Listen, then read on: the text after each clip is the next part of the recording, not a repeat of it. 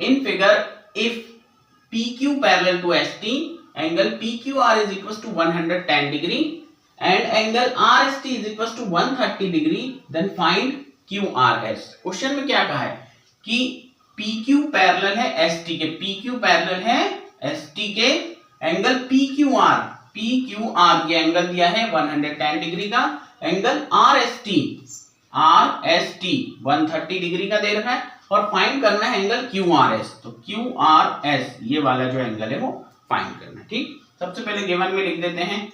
Given में क्या है, यही सब कुछ लिख देते हैं। एक फिगर हमको दे रखा है जिसमें PQ पैरेलल है किसके, ST के, इसके अलावा दे रखा है angle PQR, it is given as 110 degree, RST angle RST it is given as 130 degree.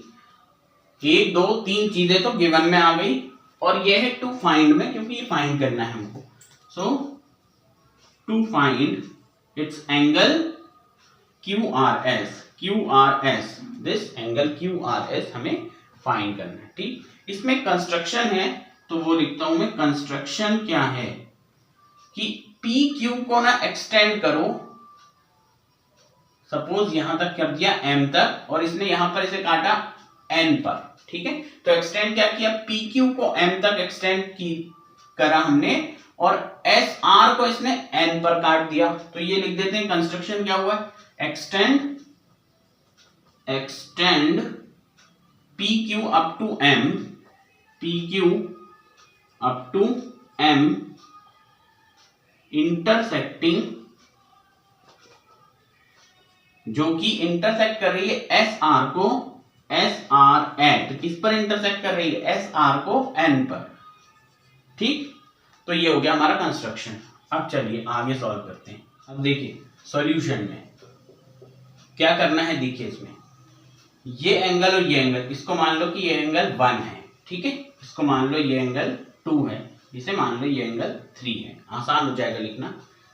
तो यहां से ये लाइन और ये लाइन पैरेलल है, ST पैरेलल है इसके, क्योंकि PQ पैरेलल था तो भले कितना भी आगे कर दिया जाए वो पैरेलल ही रहेगी। तो ST पैरेलल हो गया PM के, ST पैरेलल टू PM, और ये जो लाइन है ये से काट रही है, SR is transversal and SR is transversal. तो जबकि पैरेलल लाइंस को कोई ट्रांसवर्सल काट रही है तो कुछ पेयर ऑफ एंगल्स बनते हैं, जैसे यहां बन रहा है। देखिए हमने पढ़ा है अगर Z बन जाए तो अल्टरनेट इंटीरियर एंगल्स, ये दोनों बराबर होते हैं। अगर ऐसे ही C बन जाए यहां और यहां, तो जैसे यहां बन रहा है इसमें ऐसे, तो ये और ये हम ये चुन रहे हैं तो ये C बन रहा है। और जब C बन जाए, लाइंस पैरेलल हो, तो इन दोनों का सम 180 डिग्री होता है और ये होते हैं कंसेक्यूटिव इंटीरियर एंगल्स। तो हम इसे लगाते हैं यहां पर, तो क्या हो जाएगा, ST parallel to PM, SR is transversal and these two angles are the pair of co interior angles. तो हम लिख देंगे सो एंगल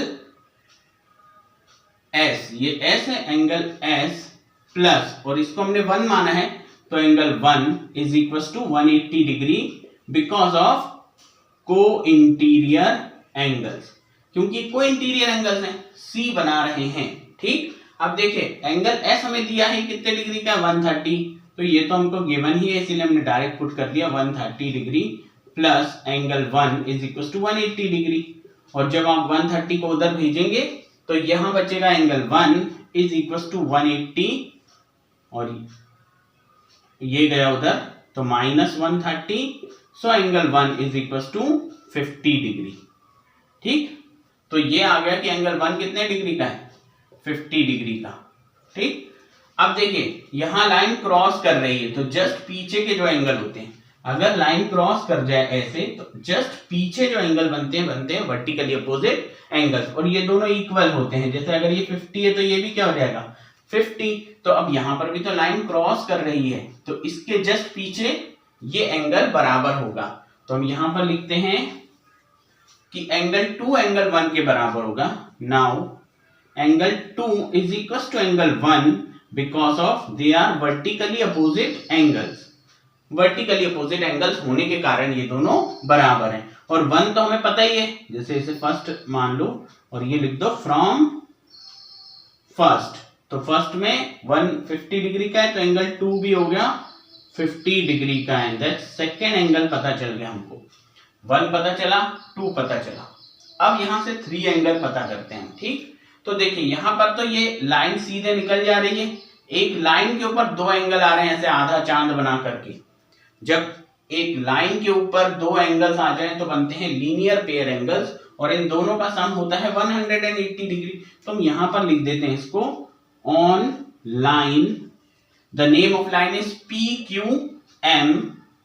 PQM, इस लाइन के ऊपर एक तो ये एंगल बन रहा है PQR, एंगल PQR, और प्लस यहां पर हमने एंगल 3 ले रखा है तो हम डायरेक्ट लिख देंगे angle 3 is equal to 180 degree, ठीक।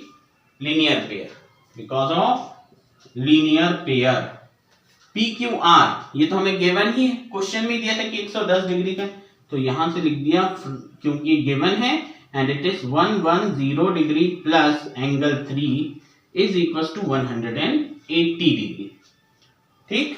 अगर 110 को उधर करें तो यहां क्या बचेगा, angle 3 is equal to 180 minus 110 degree, minus कर दें तो क्या आ जाएगा, it's angle 3 is equal to, इसमें से माइनस किया, ये आ गया 70 डिग्री।